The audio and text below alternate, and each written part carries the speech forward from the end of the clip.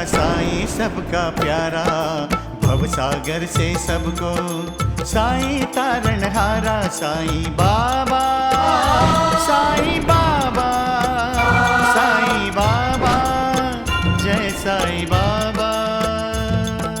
साईं मेरा साईं तेरा साईं सबका प्यारा, भवसागर से सबको साईं तारणहारा। साईं बाबा, साईं बाबा, साईं बाबा, जय साईं बाबा। मैं नहीं देख सकती, मुझसे नहीं देखा जाता। नूर,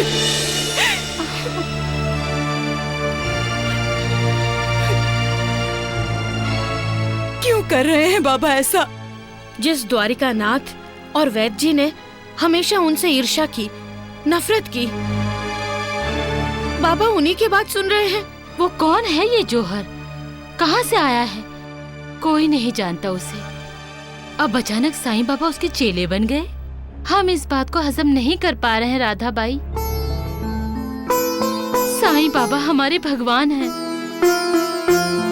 और हम अपने भगवान को किसी शैतान की चाकरी करते हुए नहीं देख सकते। आप हंस रही हैं राधा बाई? सोच रही हूँ नूर कि जौहर कितना भाग्यशाली है, कितना पुण्यात्मा है वो कि उसकी सेवा खुद साईं बाबा करते हैं।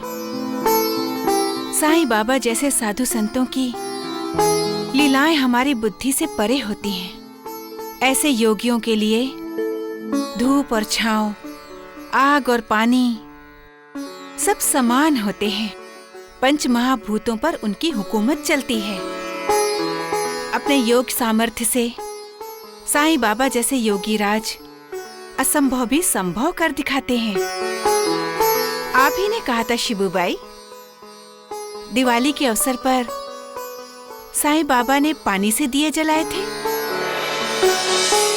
श्री स्वामी समर्थ ने भी इसी तरह की लीला की थी। श्री स्वामी समर्थ का भक्त था भगवंत अप्पा सुतार। श्री स्वामी समर्थ जय जय स्वामी समर्थ, जय जय स्वामी समर्थ। श्री स्वामी समर्थ जय जय स्वामी समर्थ, जय जय स्वामी समर्थ। श्री स्वामी समर्थ जय जय स्वामी समर्थ, जय जय स्वामी समर्थ। श्री स्वामी समर्थ जय जय स्वामी समर्थ, जय जय स्वामी। भगवान सुतार, कैसे हो? आपकी कृपा से सब ठीक चल रहा है स्वामी महाराज। बेटी कलावती, तुम? बस आपका आशीर्वाद है महाराज। आपसे एक प्रार्थना है स्वामी महाराज। खेत में नया कुआं बनवाया है ना तुमने? आपको तो सब पता है भगवान। हाँ। हम चाहते हैं आप उस कुएं से पहली बार पानी निकालें और खेत पर ही भोजन करके हमें कृतार्थ करें।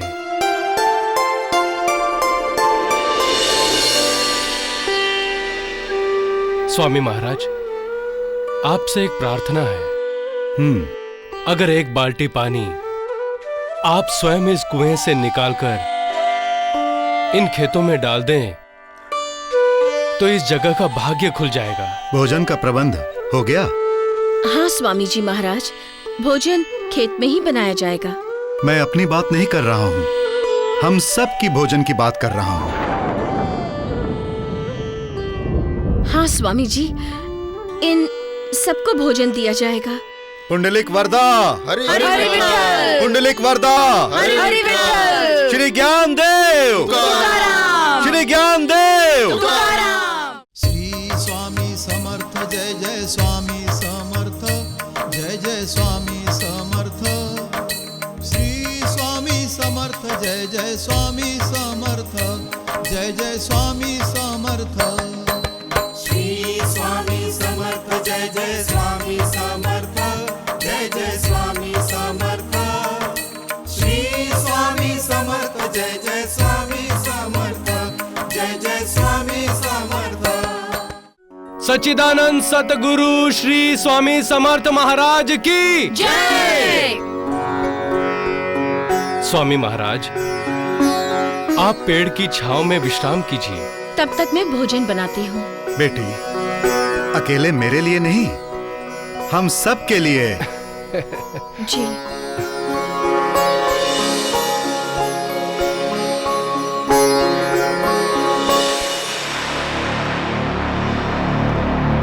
ये स्वामी महाराज भी ना इतने सारे लोगों को भोजन देने के लिए क्यों कहा इन्होंने? अब स्वामी जी का आदेश है तो उसका पालन तो करना ही पड़ेगा ना।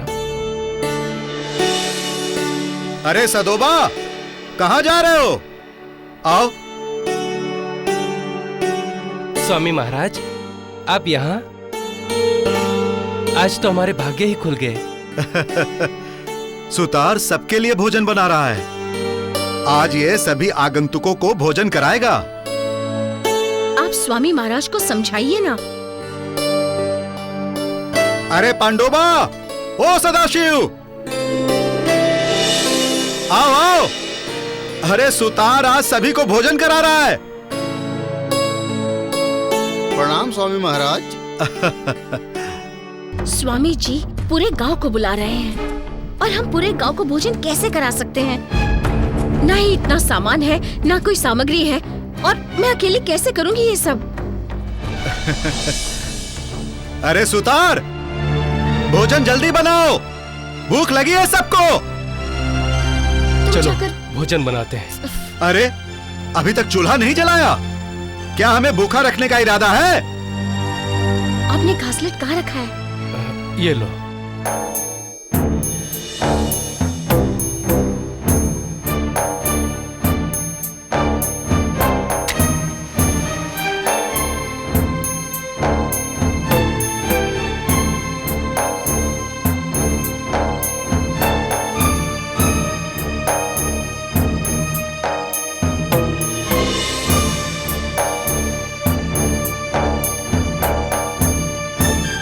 चूल्हा तो जल ही नहीं रहा है। ये हो क्या गया है?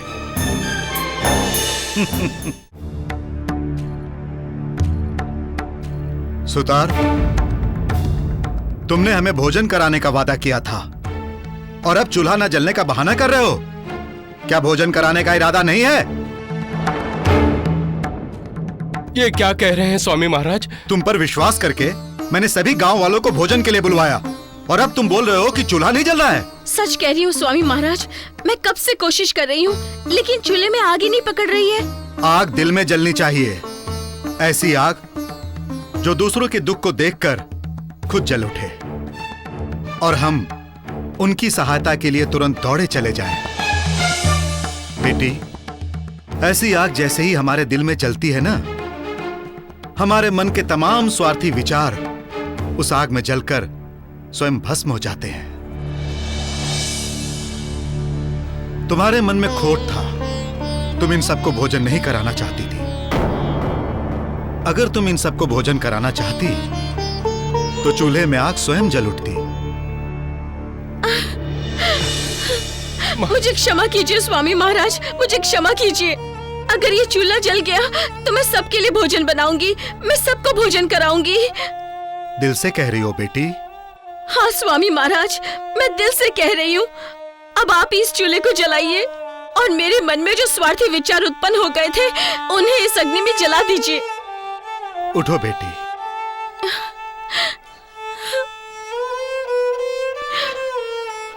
और तुमने जो नया कुआं बनवाया है ना, उसमें से तुम दोनों पति पत्नी एक बाल्टी पानी लेकर आओ।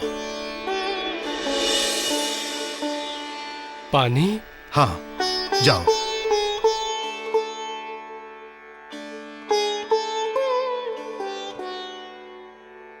पानी क्यों मांगा स्वामी महाराज ने? नहीं आ रहा क्या है। चूल्हा जलाएंगे?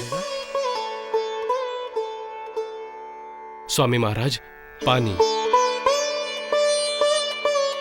सदोबा, पांडोबा, सदाशिव, पानी पियो। सबको पानी पीकर जाने के लिए ना कहे महाराज, मैं सबके लिए भोजन बनाऊंगी।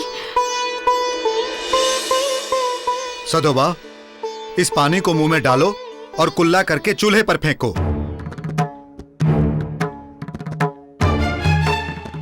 मैंने कहा मुंह के पानी को चूल्हे पर फेंको।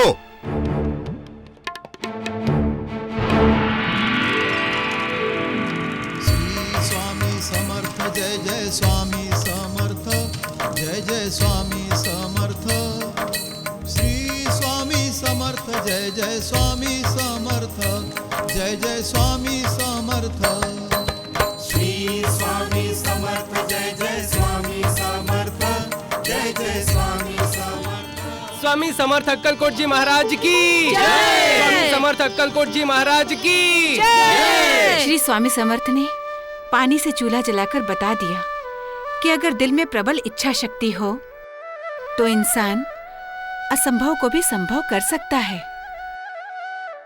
इसीलिए कहती हूँ कि अवतारी सत्पुरुष का हर कार्य रहस्यमयी होता है।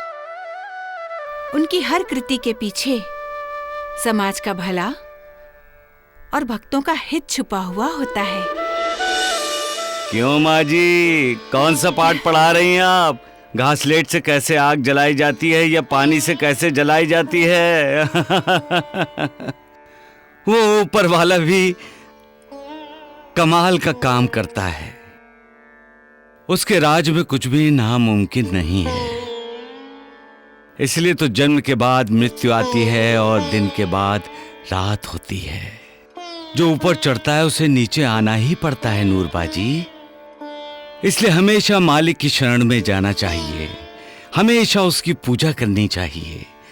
अहंकार को त्याग कर अपने आप को उन्हें समर्पित कर देना चाहिए। चलो। हाँ हाँ हाँ, चलो चलो। बाबा।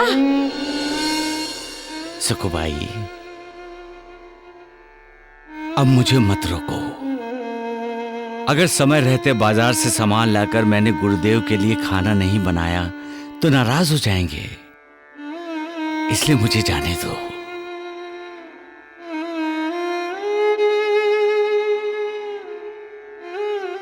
ऐसा लगता है कि अब साईं बाबा हमारे नहीं रहे। गुरुजी, द्वारिका माई में प्रवेश करते ही जब साईनाथ का दर्शन नहीं होता है तो दिल रोता है। जो आपके दिल का हाल है महालसापति, वही हम सबके दिल का। अब सोचना यह है कि हम अपने साईनाथ को वापस कैसे लाएं। गुरुजी, महालसापति जी, वो देखिए बाबा। साईनाथ। देवा, देवा, साईनाथ, देवा, बाबा, साईनाथ, देवा, साईं अरे बाबा, ये क्या कर रहे हो तुम लोग?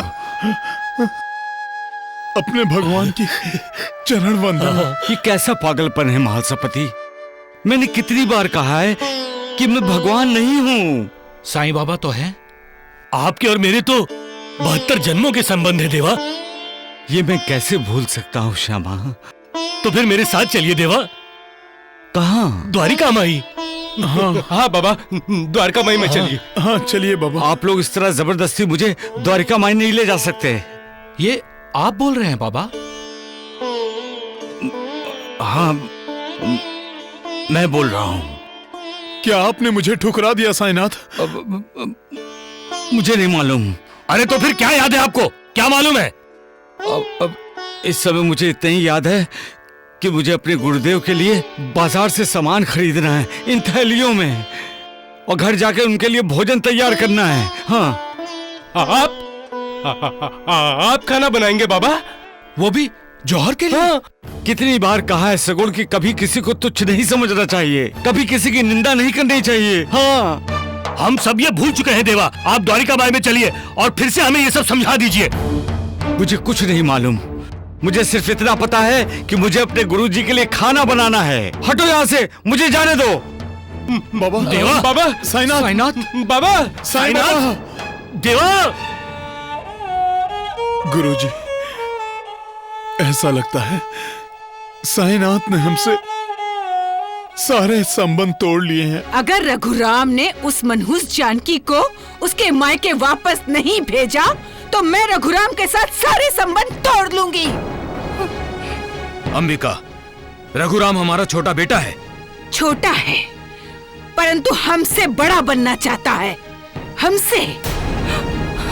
और जो हमसे बड़ा बनना चाहता है वो मुझे मेरे घर में नहीं चाहिए, बस। शांत हो जाओ अंबिका। जब दरिद्र नारायण की वो बेटी इस घर से चली जाएगी तभी मेरे दिल में लगी आग शांत होगी। अगर तुम्हारे दिल में लगी आग शांत नहीं हुई अंबिका, तो उससे हमारे रघुराम के सारे सुख और सपने जलकर राख हो जाएंगे। रघुराम की फिक्र छोड़िए जमींदार साहब, मैं आपको चेतावनी देती हूँ, अगर जानकी इस घर से नहीं गई तो मैं इस घर को छोड़कर चली जाऊंगी। अरे धमकी दे रही हो? जाना चाहती हो? अरे तो जाओ।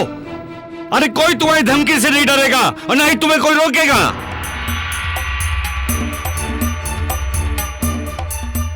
अरे इसी व्यवहार के कारण तुम्हारे मायके के दरवाजे तुम्हारे लिए बंद हो चुके हैं। उस दरवाजे पर जाकर चाहे जितने भी दस्तक दो, ना तुम्हारा भाई दरवाजा खोलेगा ना तुम्हारी भाभी दरवाजा खोलेगी। अरे अक्लमंदी इसी में है कि अपनी ससुराल, अपना घर संभालो, अपने अहंकार को दांव पर मत लगाओ। साईं बाबा किससे बातें कर रहे हैं?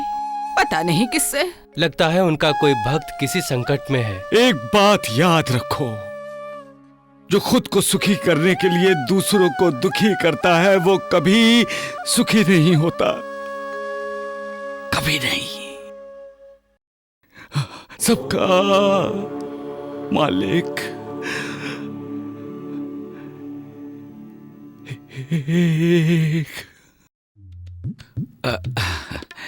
बस बस थोड़ा बस, और बस। लीजिए गुरुदेव।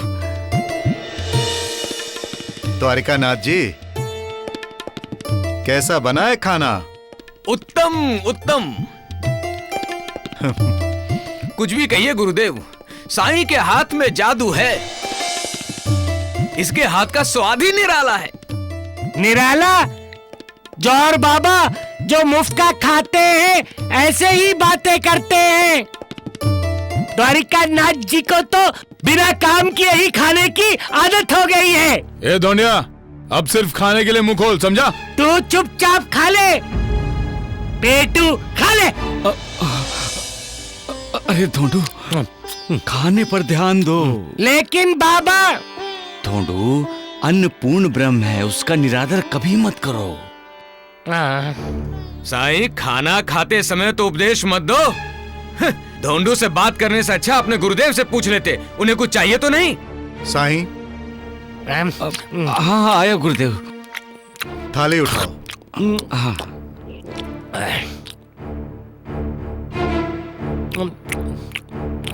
खाओ खाओ।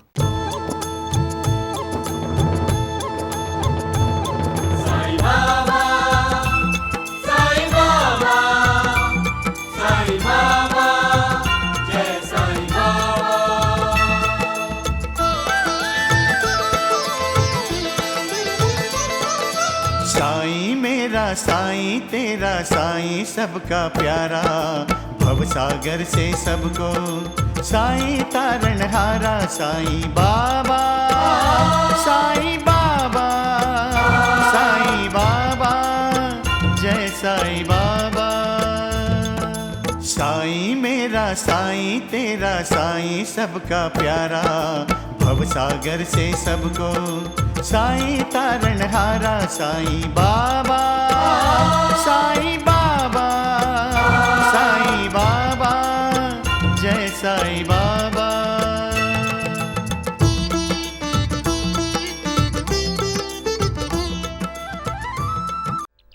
सबका मालिक